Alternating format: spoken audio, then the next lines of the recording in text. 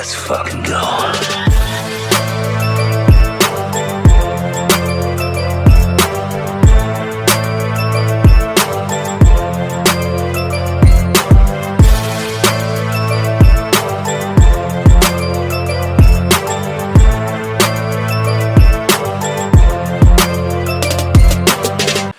Welcome to the Comic Game Movie Show. My name is Deshaun, and today I am here to review FX's/Hulu's Alien Earth. Now, I have been anticipating this show for quite some time now, ever since I heard that Noah Hawley, aka the director of the creator behind Fargo and Legion, was going to be working on this. And also, I've always wanted to see, very similar to Star Wars, I felt kind of similar to this that I felt about The Mandalorian when I first heard it was coming out. It was like a long-form live-action Star Wars show with everything that comes with it, and The Mandalorian lived up to that bill. At least seasons 1 and 2 lived up to that bill. Let's talk about season 3 to better. But this is another one of those things that you just never know if you're going to see something like this or not, because the Alien franchise is so synonymous with the film, like big screen. It's so synonymous with the big screen. Things like Alien and Terminator are kind of iconic for that. Alien, Terminator, Star Wars, they're kind of like so synonymous with that. It's not like Star Trek, where Star Trek, I can't remember or not if Star Trek started off as a show. I think it started off as a show, but either way, there have been both shows and movies of Star Trek, but people can kind of, in their brains, kind of go, well, Star Trek can be a TV show, Star Trek can be a big movie, Star Trek can be animated, but the Alien franchise has just been films. So, and also the Alien franchise has had its ups and downs, particularly while it was owned by 20th Century Fox. The film division of 20th Century Fox. Let's face it, outside of Alien 1, Alien, and Aliens, everything else is a mixed bag to bad. Alien 3 is not very good. Alien Resurrection, the less talked about it. Prometheus is a mixed bag of a fucking movie. More on that in a little bit. Alien Covenant was forgettable at best. It isn't until we got Alien Romulus that came out a few years ago. Loved Alien Romulus. Thought Alien Romulus was great. Alien Romulus was such a cool throwback to the way to Alien, and just like, and there was some callbacks, but not a lot of callbacks. It was just basic aliens. It was like, we're gonna make an alien movie. We're gonna make a horror movie. They had the right kind of characters to have involved in this kind of theme. This wasn't Colonial Marines or anything like that. This was just some people trying to find a way off the fucking Weyland-Yutani goddamn camp or colony that they got them working to death on, and they're just trying to find a way off this fucking place. And it was a very simple story. It was people on a ship. So Alien Romulus was like a return to form, but this is a different type of ball game. Also, one thing that no one's really talking about that's kind of going under the radar, and I kind of talked about that when I reviewed Killer of Killers, is out of all the acquisitions that Disney got from Fox, the irony that the two hardest R IPs, Predator and Aliens, they resuscitated them. I still remember going to the theater to see Predators, I can't remember, the one that came out, the last Predator movie that came out in theaters, and it was so bad. And I can't remember seeing the last Covenant, and it was so bad that ever since Disney got their hands on this IP, they have produced hit after hit after hit. And I'm here to tell you, people, Alien Earth may be the best yet. Alien Earth is by far, and I'm only seeing 2 episodes. This is going to be a review of episodes 1 and 2. This is the only episode I've seen. But as of now, after watching the first 2 episodes, unless this thing nosedives, which it could, I've watched plenty of shows that I was like, I love this thing. And then by the time I got to the end, I was like, fuck. Hell, Secret Invasion. I dug the first 2 episodes of Secret Invasion. Saw how that went. But I digress. Unless it nosedives, it's gonna go down as the best piece of Alien content since Aliens. And that's coming from someone who really, really dug Alien Romulus. And I'm not saying Alien Romulus isn't still good, and it should be a part of the canon. It was greatly done.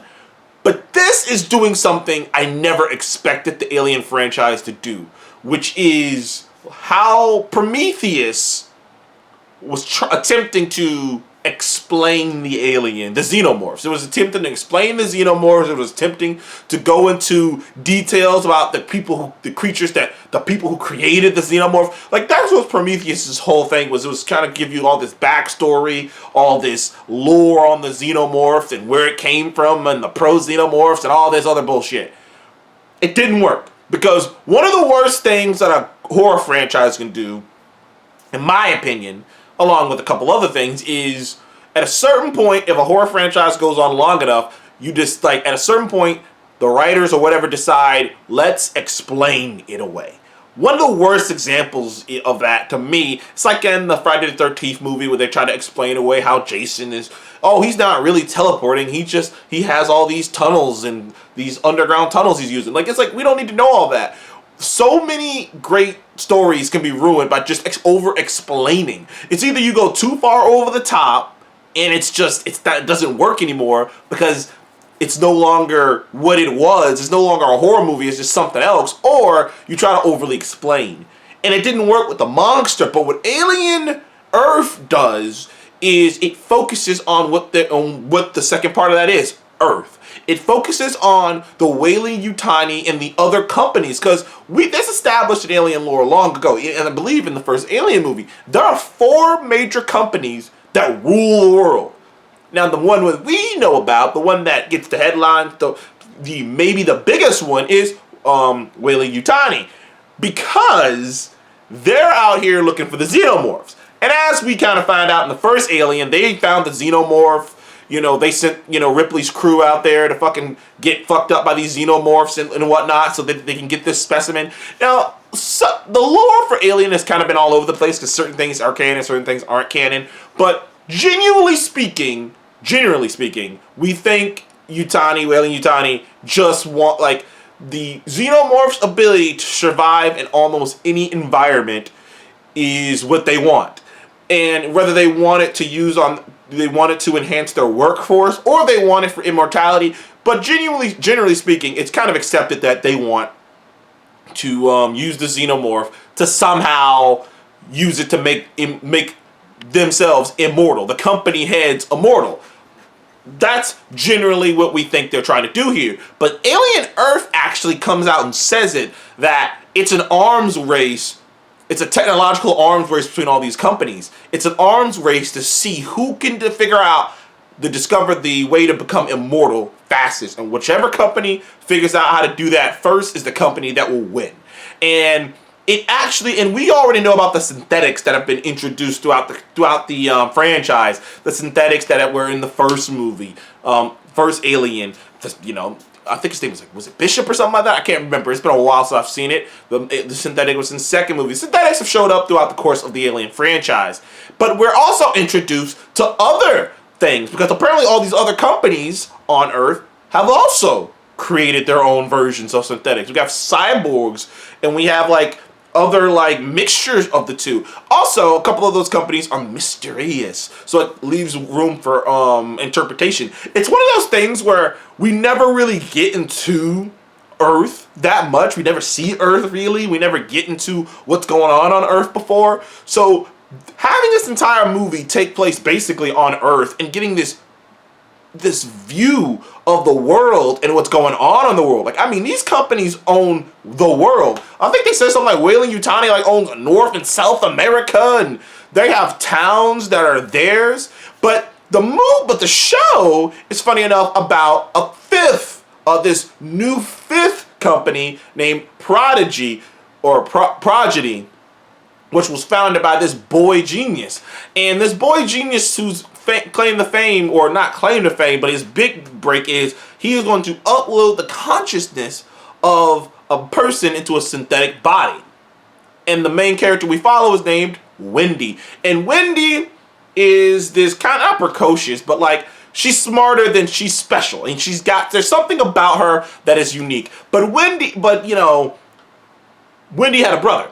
Wendy had a brother named Joe, and she's watched Joe for many years while she's been going through this process of getting used to being in this new synthetic body. She's in this grown woman body too. There's a lot of deeper context in this that I can't really get into without spoiling anything. But Wendy's brother Joe is in a crisis situation because a Weyland-Yutani ship carrying a lot of creatures on it crashes into one of Progedy's cities, because Progedy has cities. They have their own cities. All these companies have their own cities and shit. But either way, it crashes into one of the buildings, obviously. And it turns out Wendy's brother Joe works for Progedy as a medic, like field medic, as a field medic, and he goes out and helps people. And unfortunately for Joe, he happens to have to get on that ship where all these alien creatures are. That is correct. I said alien creatures, not just xenomorphs, because as it's revealed in this, there are more than just xenomorphs out in the universe. There are some gnarly looking creatures they have in this, including and not limited to an eyeball creature that essentially puts itself into your brain and like operates you like a puppet. Like, that's what it does. It puts its eyeball into your socket and just starts working your brain. It's like it's an eye worm. It's an eye. I don't even know what to fucking call it. There's these little leech things, these like leech vampire things they'll latch onto you and just drain all your blood and just grow fatter and fatter and fatter and fatter. They're like this combination of like a leech and a mosquito. Except if one leech falls on you and starts draining your blood, the fucking thing's gonna fall. Like, it's not gonna kill you. You might feel a little lightheaded. If a mosquito bites you, it's not gonna kill you unless you catch something. These things can fill up to like this big. So imagine that much blood being drained out of your body.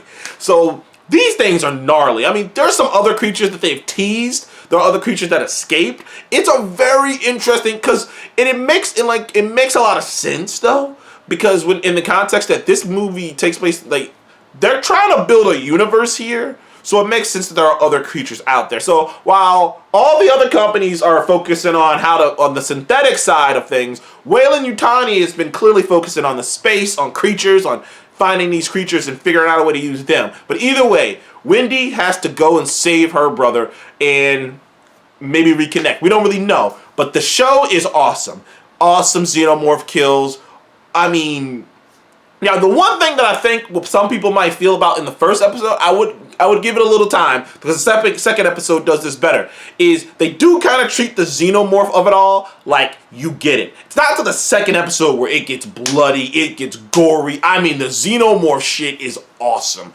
I mean, by the time the show ended, by the time I watched episode 2, I was like, fuck, I want to come back for more. Interesting world building. I mean, it's just, if you're a sci-fi, like, this would appeal to you even if you're not into the Alien franchise, because it's just pure, unadulterated sci-fi. Anyways, thank you guys for joining the Comic Guy Movie Show. I would give Alien Earth episode 1 and 2 10 out of 10s. Loved it. Excellent start. I can't wait for the next one. Anyways, thank you guys for joining the Comic Guy Movie Show again. Please leave a like and subscribe, and I'll see you guys on the next one. Goodbye.